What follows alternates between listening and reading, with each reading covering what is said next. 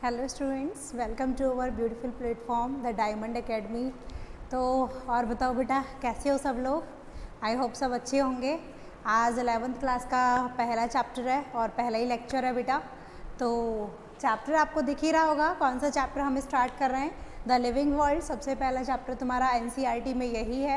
And let me tell you one thing बेटा, कि आपको इसमें जो फर्स्ट पोर्शन है लिविंग के फीचर्स क्या क्या होते हैं, कैसे लिविंग को डिफाइन किया जाता है, वो वाला पोर्शन तुम्हारा सिलेबस में डिलीटेड है। आपको डायरेक्ट जो इसमें पढ़ना है वो है the diversity in living world से। यहाँ से आपको चैप्टर कंटिन्यू करना है। तो चलिए क्लास को स्टार्ट करते हैं। आई होप आप लोग सब अच्छे होंगे, कॉपी पेन पेंसिल लेके बैठे होंगे, सामने NCERT की बुक होगी। तो सबसे पहले तो मैं आपको अपना तरीका बता देती हूँ कि किस तरीके से हमें पूरी साल रन करना है। तो बेटा सिंपल है, आपको पहले लेक्चर अटेंड करना है। अगर आपकी पेस मेरे साथ मैच होती है तो लेक्चर के साथ साथ नोट्स बनाइए।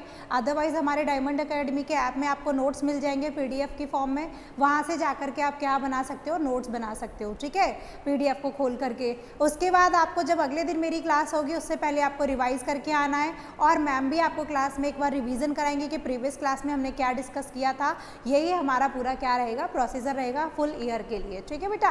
तो चलो क्लास को स्टार्ट करते हैं। चैप्टर है हमारा द लिविंग वर्ल्ड। नाम आपको दिखाई दे रहा होगा, द चैप्टर क्या है हमारा, द लिविंग वर्ल्ड। यहाँ हम बेटा किसके बारे में बात करने वाले हैं, लिविंग ऑर्गेनिजम्स के बारे में बात करने वाले हैं। तो चलिए हम चैप्टर की तरफ चलते हैं। तो चैप्टर का नाम आपने सुन ही लिया, द लिविंग वर्ल्ड, ठीक है। अब मैं चैप्टर को डाइवर्सिटी पे जाने से पहले ना थोड़ा सा आपसे पूछ लेना चाहती हूँ, क्योंकि it's important to connect the chapter. और मैं अगर इस चैप्टर में से इस पार्ट को मिस कर दूँ कि लिविंग क्या है, तो आपको ना एक चैप्टर का वो फील नहीं आएगा। क्योंकि चैप्टर का फील जब स्टार्टिंग से बेसिक से पढ़ते हैं और टॉप लेवल तक जाते हैं तभी आता है, लेकिन बेसिक तो इसमें से ख़त्म ही कर दिया। But still I want to know, ये आप जनरल नॉलेज के लिए जान सकते हो। इवन आपने 10th में भी पढ़ा होगा बायो में इस टॉपिक के बारे में, कि अगर आपसे कोई क्वेश्चन पूछे कि व्हाट इज लिविंग, आप कैसे आइडेंटिफाई करोगे लिविंग को, कि आप लिविंग ऑर्गेनिज्म हो, आप अपने आप को कैसे डिफाइन करोगे, कैसे प्रूव करोगे कि हाँ मैं एक लिविंग ऑर्गेनिज्म हूँ। तो ये चीज़ मैं आपसे पूछ रही हूँ, तो बताइए कैसे डिफाइन करोगे। तो बेटा इसीलिए मैंने यहाँ पर क्वेश्चन किया है व्हाट इज लिविंग। तो लिविंग ऑर्गेनिजम्स के आइडेंटिफाई करने के लिए कुछ कैरेक्टर्स होते हैं, कुछ फीचर्स होते हैं, और हम उन फीचर्स के बारे में डिस्कस करते हैं एग्जैक्टली कि क्या क्या होता है।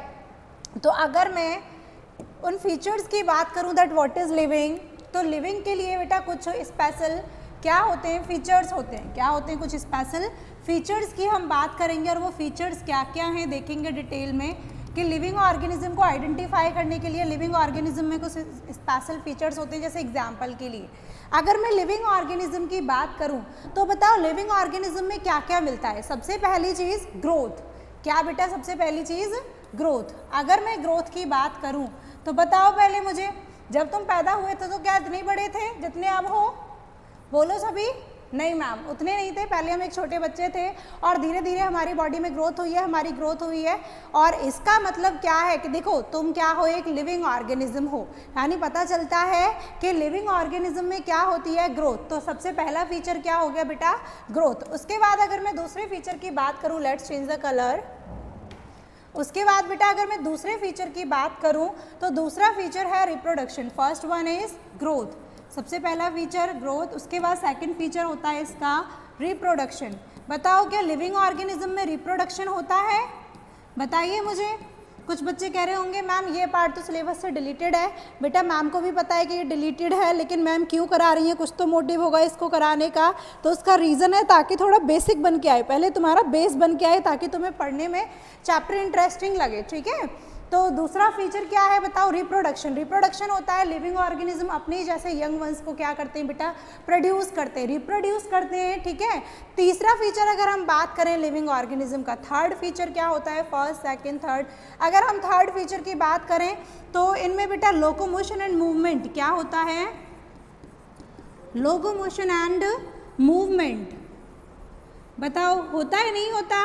क्या तुम एक जगह से दूसरी जगह जाते हो? बताओ लोकोमोशन करते हो? बिल्कुल मैम हम करते हैं। अभी आपके सामने मैं यहाँ पर खड़ी हूँ, यहाँ से चल के अब मैं बोर्ड के इस कॉर्नर पर आ गई, यहाँ कुछ लिखना है मेरे को, तो मैंने क्या किया बेटा,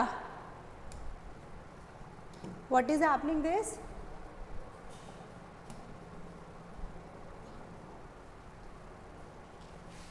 गिव मी अ मिनट बेटा, एक मिनट रुकिए, स्लाइड पे जाने दो।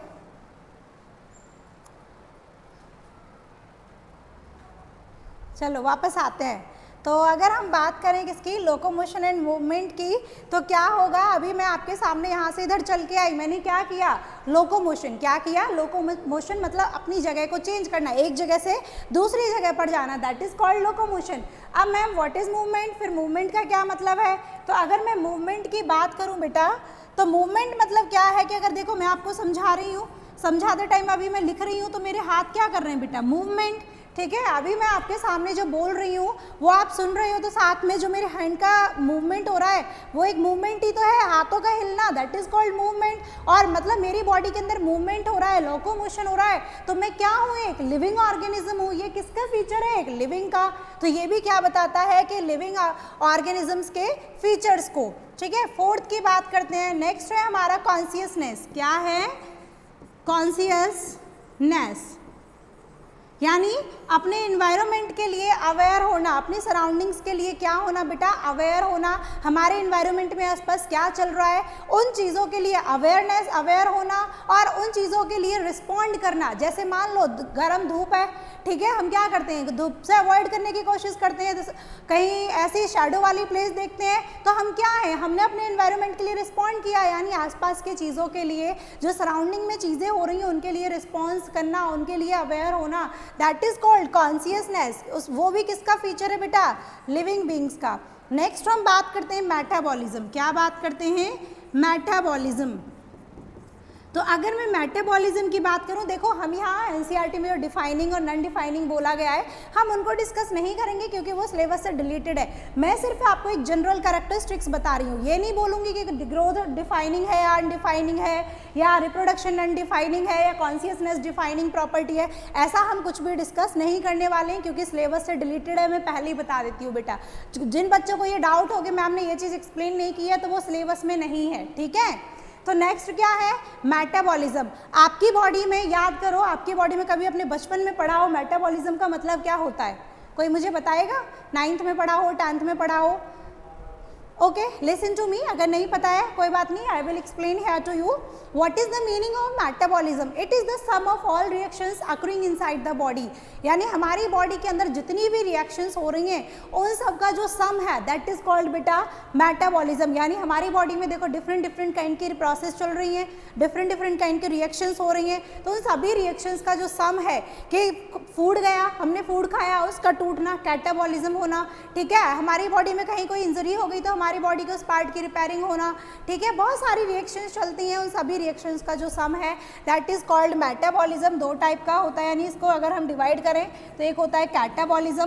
कैटाबॉलिज्म मतलब चीज़ों का ब्रेकडाउन, और एनाबॉलिज्म मतलब कुछ भी फॉर्म होना। ठीक है, एनाबॉलिज्म यानी क्या होना, फॉर्म होना।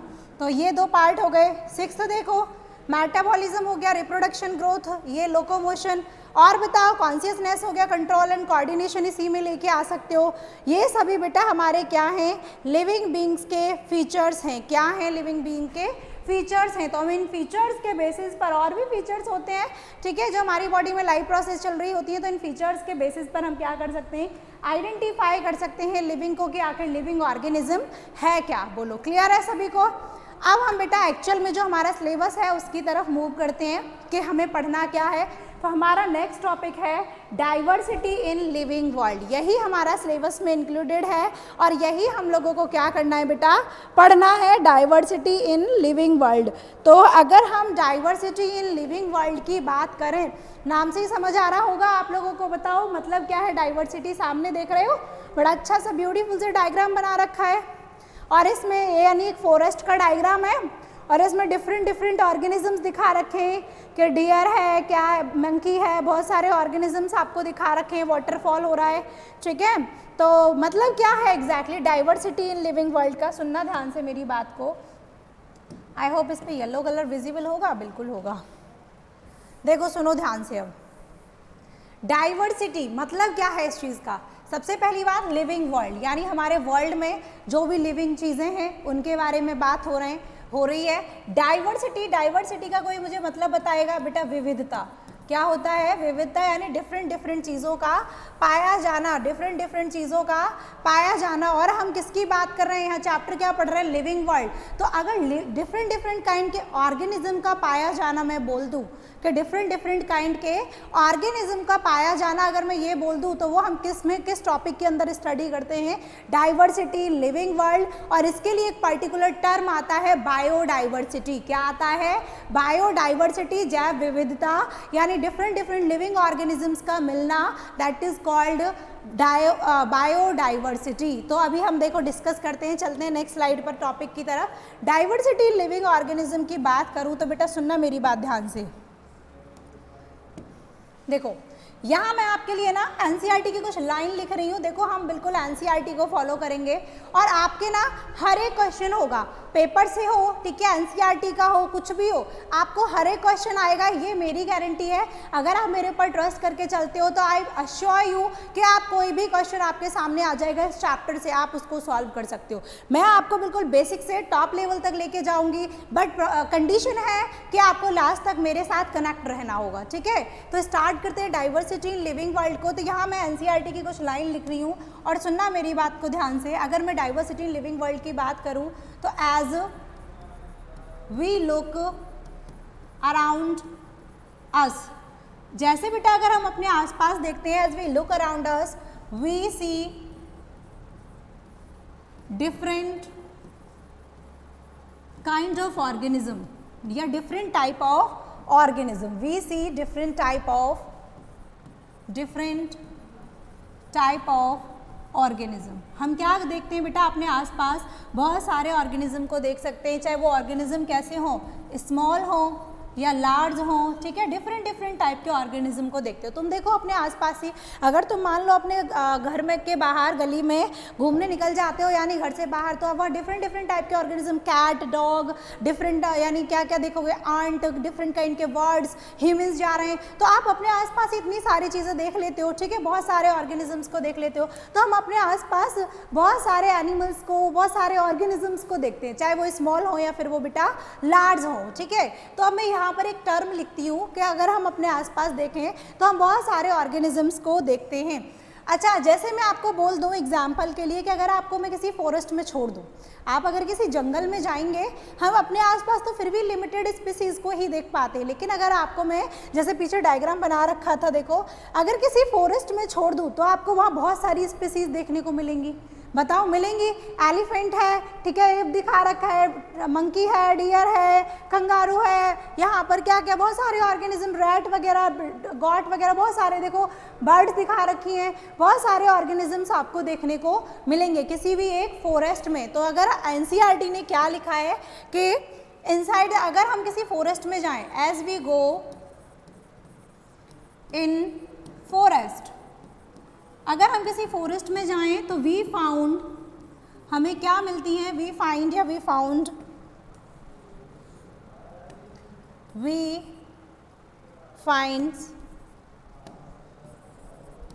Find different organism. हमें क्या मिलेंगे बेटा? डिफरेंट ऑर्गेनिजम्स मिलेंगे। और उन डिफरेंट ऑर्गेनिजम्स का मिलना ही, अगर मैं आपको बोल दूँ, इज कॉल्ड बायोडाइवर्सिटी, यानी एक टर्म मैं आपके लिए यूज़ करूँ, देखो ब्रैकेट में बंद किया है, तो इसको हम क्या कह सकते हैं कि आपको डिफरेंट डिफरेंट टाइप के ऑर्गेनिज्म मिलेंगे, यानी आपको एक बायोडाइवर्सिटी देखने को मिलेगी। लिविंग ऑर्गेनिज्म में डाइवर्सिटी देखने को मिलेगी। बायोडाइवर्सिटी मतलब लिविंग ऑर्गेनिजम्स के अंदर एक डाइवर्सिटी देखने को मिलेगी, ठीक है। तो आपकी एनसीईआरटी ने एक आपको डेटा दिया है, डेटा में क्या बोला है कि अब तक जो टैक्सोनॉमी के अकॉर्डिंग बात करेंगे, अभी हम टैक्सोनॉमी है क्या, कि टैक्सोनॉमी के अकॉर्डिंग हम अगर बात करें तो बेटा टोटल कितनी स्पीसीज डिस्कवर्ड हुई हैं? बताएगा कोई मुझे? एनसीईआरटी का डेटा देख के कोई मुझे बताएगा? मैम कैसे बताएंगे? तो एक काम करो, खुद से सोचना है पहले, एनसीईआरटी से चीटिंग नहीं करना है, चलो कोई बात नहीं, देख के खुद से सोचना, तब मेरी क्लास को अटेंड करना।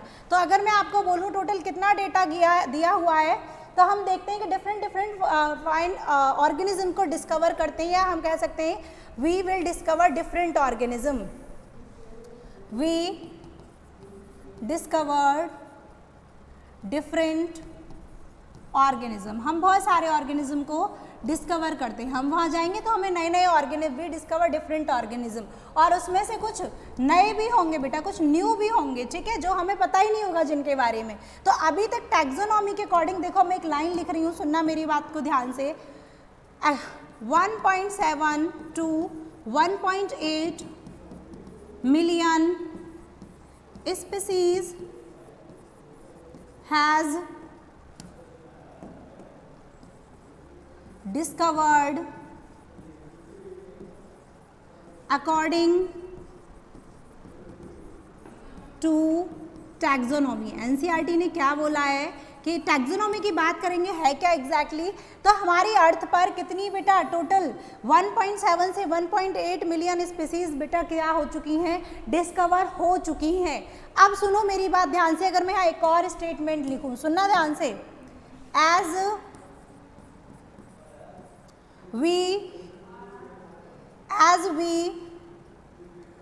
as we increased the area, new species will be discovered। क्या होगा बेटा, मान लो मैंने आपको एक पार्टिकुलर एरिया दे दिया, तो आपको पता है उस एरिया में इतनी इतनी स्पीसीज हैं, लेकिन जैसे ही हमने और एरिया बढ़ा दिया, हम और जगह और यानी एरिया को बढ़ा के और दूर तक गए, तो हमें क्या मिलता है, नई स्पीसीज देखने को मिलती है जिनके बारे में हम जानते भी नहीं है। तो न्यू स्पीसीज डिस्कवर्ड होती जाती हैं। और बेटा अगर आपको कोई नई स्पीसीज मिल रही है तो उस नई स्पीसीज को आपको क्या करना पड़ेगा, आपको अगर मान लो जैसे ऐसे सोचो कि आप किसी जंगल में गए, वहाँ आपको कोई नया इंसेक्ट मिल गया, तो क्या करोगे, आप उसको पकड़ के घूरोगे थोड़ी ना कि बस इंसेक्ट मिल गया आप उसको घूर रहे हो। अभी तक उसको क्या करोगे, आप उसके बारे में जानने की कोशिश करोगे कि उसके कैरेक्टर्स क्या हैं, आप उसकी आइडेंटिफिकेशन करोगे कि क्या क्या कैरेक्टर हैं, किससे मैच होता है, ठीक है। फिर क्या करोगे, उसको क्लासीफाई करने की कोशिश करोगे, अच्छा ये ऑर्गेनिज्म मुझे मिला है, ये तो उस ऑर्गेनिज्म की तरह दिखता है, कुछ ऐसा करोगे। फिर क्या करोगे, उसको नाम देने की कोशिश करोगे। तो वही सब चीज़ें हम किस में देखते हैं, टैक्सोनॉमी में, ठीक है। तो यानी उस नई स्पीसीज को डिस्क्राइब करने के लिए अगर मैं यहाँ एक लाइन लिखूँ, चलो बायोडाइवर्सिटी को बाद में देखते हैं, अगर मैं यहाँ एक लाइन लिखूँ कि क्या बोला है, टू डिस्क्राइब, सुनना मेरी बात ध्यान से, देखो क्यों लिख रही हूँ मैं इन एनसीईआरटी की लाइंस को आपके लिए, ताकि आप प्रॉपर नोट्स बना सको, ठीक है। आपके नोट्स की वजह से मैं अपने हाथ से लिख रही हूँ खुद से, ठीक है। तो टू डिस्क्राइब न्यू स्पीसीज, जो नई स्पीसीज आपको मिलती हैं, जैसे जैसे आप डिस्कवर करते जाते हो, मान लो आपको कोई नई स्पीसीज मिलेगी, तो ऐसा तो है नहीं साइंटिस्ट या जो लोग हैं वो उसको ऐसे छोड़ दोगे या आप उसको ऐसे छोड़ दोगे, उसको आप कुछ ना कुछ पार्टिकुलरली कैरेक्टर करके उसको डिस्क्राइब करने की कोशिश करोगे ना।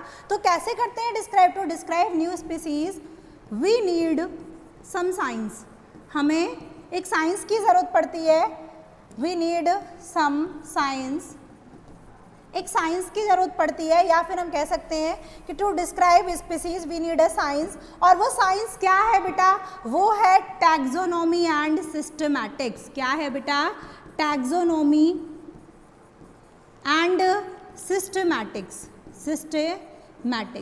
ठीक है। अभी देखेंगे क्या है टैक्सोनॉमी। मैंने आपको क्या बोला कि अगर हम डाइवर्सिटी, अब सुनो मेरी बात ध्यान से कि एग्जैक्टली हमने क्या पढ़ा, मैंने आपको बोला डाइवर्सिटी इन लिविंग वर्ल्ड की बात करें तो जैसे जैसे हम अपने आसपास देखते हैं हमें डिफरेंट टाइप के ऑर्गेनिजम्स मिलते हैं, चाहे वो स्मॉल हो लार्ज हो, यानी बायोडाइवर्सिटी देखने को मिलती है। अगर मैं आपको किसी फॉरेस्ट में छोड़ दूँ तो वहाँ आपको डिफरेंट डिफरेंट ऑर्गेनिज्म मिलेंगे, हो सकता है कुछ क्या मिल जाए बेटा, न्यू ऑर्गेनिजम्स भी मिल जाएँ, ठीक है। और उसको डिफरेंट ऑर्गेनिजम्स का मिलना इज कॉल्ड बायोडाइवर्सिटी। अब मैंने बोला कि एनसीईआरटी ने डेटा दिया हुआ है कि टैक्सोनॉमी के अकॉर्डिंग अभी तक अर्थ पर टोटल 1.7 टू 1.8 मिलियन स्पीसीज क्या हो चुकी है बेटा, डिस्कवर हो चुकी है, डिस्कवर हम कर चुके हैं इतनी स्पीसीज को। लेकिन जैसे हम किसी फॉरेस्ट में जाते हैं, एरिया को बढ़ाते हैं, हमें एक नई स्पीसीज देखने को मिलती है। क्या मिलती है, एक नई स्पीसीज देखने को मिलती है। अगर मान लो आपको कोई नई स्पीसीज मिली तो ऐसा थोड़ा ना कि मिल गई आप उसको ऐसे ही छोड़ दोगे, क्या करते हैं जनरली हम उसको क्लासीफाई करने की कोशिश करते हैं कि एग्जैक्टली अगर हमें नई चीज़ मिली है तो अब हमें इसका करना क्या है, कहाँ किस ग्रुप में रखना है, कैसे इसको आइडेंटिफाई करना है, क्या इसको नाम देना है, ठीक है। तो इन सारी चीज़ों के लिए हमें क्या होता है, उस नई स्पीसीज को डिस्क्राइब करने के लिए एक साइंस की ज़रूरत पड़ती है, और वो साइंस क्या है, टैक्सोनॉमी एंड सिस्टमैटिक्स। हम किसकी बात करते हैं, टैक्सोनॉमी एंड सिस्टमैटिक्स की बात करते हैं, ठीक है। तो अब हम नेक्स्ट स्लाइड पर चलते हैं कि अगर अभी तक हमने क्या देखा कि हमें किसकी ज़रूरत पड़ती है, सिस्टमैटिक्स और टैक्सोनॉमी की ज़रूरत पड़ती है। अब मेरी बात ध्यान से सुनना, ये आपकी एनसीईआरटी का फर्स्ट पैराग्राफ क्लियर हो चुका है, आप अपने आगे बुक खोल के बैठे हुए होंगे आई होप, और उसमें रीड करिए कि क्या यही सब समझाया गया है। अब उसके बाद बेटा आपको टॉपिक दिया है नॉमेनक्लेचर, कि हमें कोई ऑर्गेनिज्म मिलता है तो हम उसका, हमारा जो मेन गोल होता है, सबसे लास्ट गोल होता है नॉमेनक्लेचर करना, कि उसको नाम देना, ठीक है। तो नॉमेनक्लेचर की बात की है, लेकिन आपको टॉपिक्स को लिंक रखने के लिए मैं नॉमेनक्लेचर को आपको थोड़ा पीछे पढ़ाऊंगी। पहले हम टैक्सोनॉमी की बात करते हैं। किसकी बात करते हैं कि टैक्सोनॉमी एग्जैक्टली है क्या। तो उससे पहले टैक्सोनॉमी को डिस्कस करने से पहले, मान लो आपको कोई ऑर्गेनिज्म मिला तो आप उसको क्लासीफाई करोगे। सबसे पहला काम क्या होगा, कैरेक्टर्स को देख के आइडेंटिफाई करके उसको क्या करना, क्लासीफाई करना कि ये किस ग्रुप का ऑर्गेनिज्म है, ठीक है। मेरी बात समझना, कुछ हम इस तरीके से कह सकते हैं, मान लो आपको कोई मंकी जैसा कोई ऑर्गेनिज्म मिला, ठीक है, आपने वो पहली बार देखा, आपने देखा तो आप उसके कैरेक्टर्स को देखोगे, ओहो इसकी तो एक 2 आइज हैं, 2 मतलब टेल भी है, अच्छा आइडेंटिफाई करोगे, अच्छा ये किसके जैसा दिखता है, मंकी के जैसा दिखता है। फिर आप क्या करोगे, उसका आपका अल्टीमेट गोल होगा कि क्लासीफाई कर देना, इसको मंकी वाली कैटेगरी में मेरे को रखना है, ठीक है। आप ये वाला काम करोगे और लास्ट में क्या करोगे, इसको नाम देना है कुछ ना कुछ, जैसे मंकी को मंकी नाम दिया, ऐसे इसको कुछ नाम देना है कि क्या है एग्जैक्टली। तो हमारा अल्टीमेट गोल होता है नॉमेनक्लेचर। लेकिन नॉमेनक्लेचर से पहले हमें आखिर ज़रूरत क्यों पड़ती है, नीड ऑफ क्लासिफिकेशन। हमें जानना है कि जो ऑर्गेनिज्म हमें मिला उसको क्लासीफाई करने की हमें ज़रूरत क्या है। तो उसके लिए ज़रूरत है बेटा to organize organism into various group, यानी जो भी स्पीसीज हमें मिलती जा रही हैं उनके करेक्ट ग्रुप में रखने के लिए, उन्हें डिफरेंट ग्रुप में रखने के लिए कि वो किससे मैच करती हैं, उन सारे ग्रुप्स में रखने के लिए हमें किसकी ज़रूरत पड़ती है बेटा, क्लासिफिकेशन। किसकी ज़रूरत पड़ती है, क्लासिफिकेशन की हमें नीड होती है। Just give me a minute. तो अगर मैं आपसे बात कहूँ कि क्लासिफिकेशन एग्जैक्टली है क्या, चलो क्लासिफिकेशन की डेफिनेशन को हम बाद में पढ़ेंगे जब स्टेप्स पढ़ेंगे टैक्सोनॉमी की। तो सबसे पहला, गिव मी मिनट, ओके बेटा give me minute, yes now listen to me. तो हमने क्या देखा, नीड ऑफ क्लासिफिकेशन। क्लासिफिकेशन की जरूरत क्यों पड़ी, ऑर्गेनाइज करने के लिए ऑर्गेनिज्म को इनटू वेरियस कैटेगरी, या आप कह सकते हो to place the organism, to place the organism into correct group, सही ग्रुप में रखने के लिए, ठीक है, कि वो किससे बिलोंग करता है, हमें किस चीज़ की ज़रूरत पड़ती है बेटा, क्लासिफिकेशन की। अब कैसे क्लासीफाई करेंगे, तो क्लासिफिकेशन हम करते हैं टैक्सोनॉमी के थ्रू। किसके थ्रू, टैक्सोनॉमी। टैक्सोनॉमी है क्या exactly, it is the branch of biology, ये वो ब्रांच है बायोलॉजी की विच डील्स विद क्लासिफिकेशन, जो क्या करती है बेटा, क्लासिफिकेशन करती है। अगर मैं आपसे बात करूँ टैक्सोनॉमी की कि टैक्सोनॉमी एग्जैक्टली है क्या, तो टैक्सोनॉमी मतलब ये वो ब्रांच है बायोलॉजी की जिसमें क्या करते हैं हम, कि जो डील करती है किसके साथ में, क्लासिफिकेशन के साथ में, कि कैसे कैसे ग्रुप को, ऑर्गेनिजम्स को क्या करेंगे हम डिफरेंट ग्रुप्स में या डिफरेंट प्लेसेस पे कैसे उनको रखना है। यानी टैक्सोनॉमी की, ये उल्टा ही चलता है पैन हमेशा। टैक्सोनॉमी की बात करूं अगर मैं आपसे, टैक्सोनॉमी तो ये क्या है, it is the branch of science. चलो अपनी लैंग्वेज में देखते हैं, it is the branch of biology, ये भी लिख सकते हो तुम, ठीक है, it is the branch of biology which deals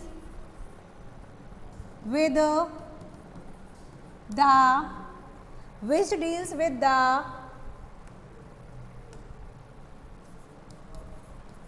process of correct grouping of organism, कि ऑर्गेनिजम्स की करेक्ट ग्रुपिंग आखिर हमें करनी कैसे है, दिस इज कॉल्ड बेटा टैक्सोनॉमी। उसको हम क्या कहते हैं, टैक्सोनॉमी। बताओ समझ में आया कि कोई ऑर्गेनिज्म मिला तो उसको किस ग्रुप में रखना है, उसको हम क्या बोल देंगे, टैक्सोनॉमी। ब्रांच के यानी ये बायोलॉजी की वो साइंस यानी साइंस की वो ब्रांच है या बायोलॉजी की वो ब्रांच है। अब यहाँ आपको आगे फर्दर कुछ भी जानने से पहले पढ़ना है कॉन्सेप्ट ऑफ टैक्सोन। टैक्सोनॉमी बेटा एक ग्रीक वर्ड है। क्या है, एक ग्रीक वर्ड है। वैसे इतना डिटेल आपको जानने की जरूरत नहीं है, बट इन शॉर्ट फिर भी बता देती हूँ, ये कहाँ से लिया है, ग्रीक से लिया हुआ है। ग्रीक वर्ड है टैक्सोनॉमी, ठीक है, ग्रीक वर्ड। अब हम बात करते हैं टैक्सोन की। किसकी बात करते हैं, टैक्सोन के कॉन्सेप्ट ऑफ टैक्सोन है क्या। तो ऐसे समझना, मान लो आप बैठे हुए हो और आपसे मैंने एक टर्म यूज किया, डॉग, ठीक है, मैंने एक शब्द बोला डॉग। आपको क्या माइंड में आया, डॉग की इमेज माइंड में आई। ऐसा तो है नहीं कि मैंने डॉग टर्म यूज किया तो आपके माइंड में एलिफेंट की इमेज आ गई हो, नहीं हुआ ना। अब मान लो मैंने बोला एलिफेंटम, अभी क्या बोला मैंने, एक वर्ड बोल दिया एलिफेंट। जैसे ही आपने एलिफेंट सुना तो आपके माइंड में एलिफेंट की इमेज आई होगी। ऐसा तो है नहीं रैट की आ गई होगी या कंगारू की इमेज आ गई होगी, ऐसा तो नहीं हुआ ना। तो एग्जैक्टली टैक्सोन है क्या, taxon is A category. Taxon है क्या, सुनना मेरी बात ध्यान से। टैक्सोन, हाय सेम कलर ले लिया, देखो टैक्सोन है क्या, taxon is a category. Taxon क्या है, एक कैटेगरी है विच इज एसोसिएटेड।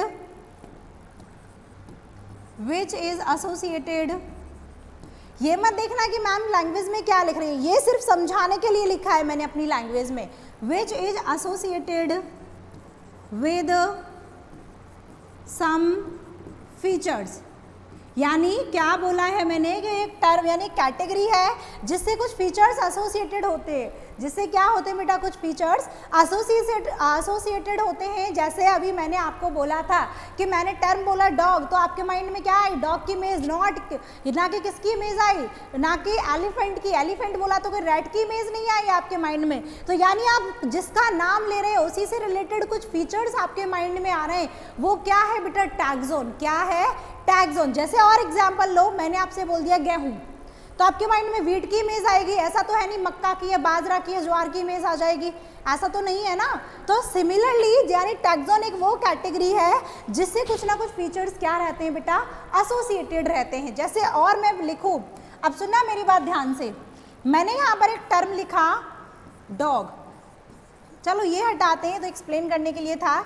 जैसे मैंने यहाँ पे एक टर्म लिखा फाइलम, क्या लिख दिया बेटा, फाइलम, या मैंने लिख दिया क्लास, या मैंने क्या लिख दिया, ऑर्डर, ये कुछ टर्म लिखे। तो फाइलम, क्या बताओ किसी पर्टिकुलर चीज़ की आपके माइंड में इमेज आई, नहीं मैम, क्योंकि फाइलम में बेटा ऐसा कोई पर्टिकुलर फीचर एसोसिएटेड नहीं है। ये क्या है, कैटेगरी। क्लास मैंने बोल दिया तो क्या तुम्हारे माइंड में कोई इमेज आई, नहीं आई। मैंने ऑर्डर टर्म ले दिया, बच्चे कह रहे होंगे मैम ये है क्या, ध्यान से अभी पेशेंस रखो, पढ़ेंगे आगे। तो ये क्या है बेटा, फाइलम, क्लास, ऑर्डर, ये सब क्या है, कैटेगरी। क्या है बेटा, कैटेगरी। क्या है ये, कैटेगरी।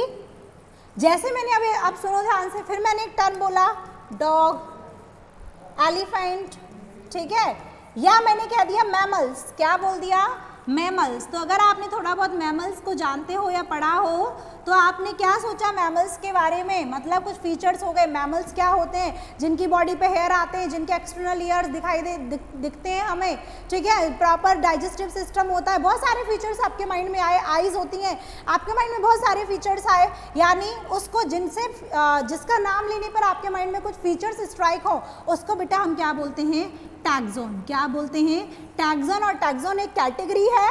टैक्सोन क्या है, एक कैटेगरी है जिससे कुछ फीचर्स एसोसिएटेड रहते हैं। बोलो क्लियर है टैक्सोन का कॉन्सेप्ट। अब चलते हैं आगे, लिखा भी है व्हाट इज टैक्सोन। टैक्सोन एक ग्रुप ऑफ ऑर्गेनिज्म है किसी भी लेवल ऑफ हायरार्की पर, जहाँ पर क्या होता है बेटा, देखते हैं, गिव मी अ मिनट, जहाँ पर क्या होता है बेटा, क्लासिफिकेशन होता है कुछ कॉमन कैरेक्टर्स के बेस पर। क्या होता है, क्लासिफिकेशन होता है कुछ कॉमन कैरेक्टर्स के बेस पर। अब देखो टैक्सोनॉमी बेस्ड ऑन, हम बात कर रहे थे टैक्सोनॉमी, जो ग्रुपिंग कर दिया यानी क्या होता है, क्लासिफिकेशन से डील करता है टैक्सोनॉमी, वो ब्रांच है।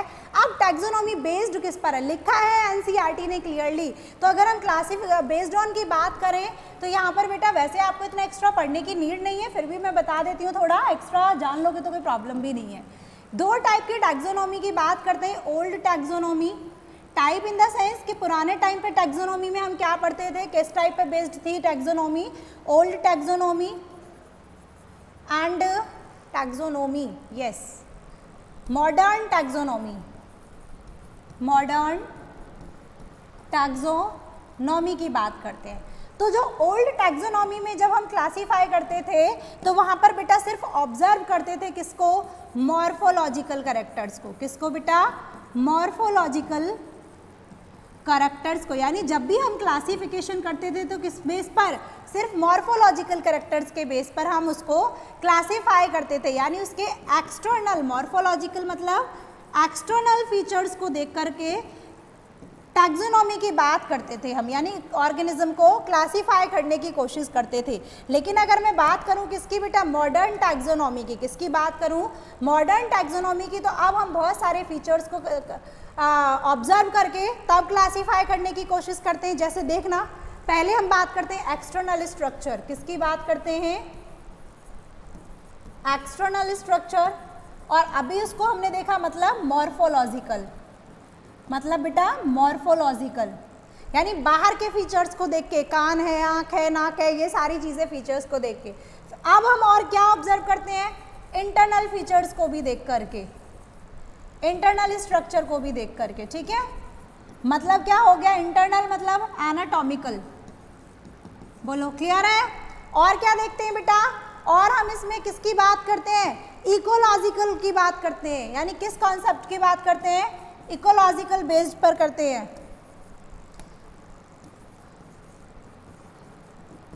इकोलॉजिकल बेसिस पर करते हैं। और बताओ मुझे, और किस बेसिस पर हम क्लासिफाई करते हैं, सेल की स्ट्रक्चर को देख करके, यानी स्ट्रक्चर ऑफ सेल, या फिर कह सकते हो सेलुलर ऑर्गेनाइजेशन को भी देख करके हम किसकी बात करते हैं, मॉडर्न टैक्सोनॉमी की बात करते हैं। बोलो क्लियर है सभी को, ये टैक्सोनॉमी क्लियर हुआ। क्या होता है कि क्लासिफिकेशन करना, ठीक है, क्लासिफिकेशन के साथ डील करना, वो साइंस है ये एक। इसके बाद हमने बात की ओल्ड टैक्सोनॉमी, मॉडर्न टैक्सोनॉमी की। ओल्ड में मॉर्फोलॉजिकल कैरेक्टर, मॉडर्न में क्या क्या बेटा, एक्सटर्नल स्ट्रक्चर, यानी मॉर्फोलॉजिकल, एनाटॉमिकल और इकोलॉजिकल को देख के हम क्लासीफाई करते हैं। अब हम बात करते हैं टैक्सोनॉमी के कुछ स्टेप्स के। टैक्सोनॉमी एग्जैक्टली है क्या, टैक्सोनॉमी इज इस प्रोसेस, टैक्सोनॉमी क्या है बेटा, एक प्रोसेस है विच इन्वॉल्व सम स्टेप्स, जो बेटा क्या करता है, कुछ स्टेप्स को इन्वॉल्व करता है। तो क्या क्या स्टेप्स हैं टैक्सोनॉमी के, सुनना ध्यान से, इंपॉर्टेंट है, ठीक है, ध्यान रखना है सभी को, फोकस यहाँ लेके आना है, इंपॉर्टेंट है।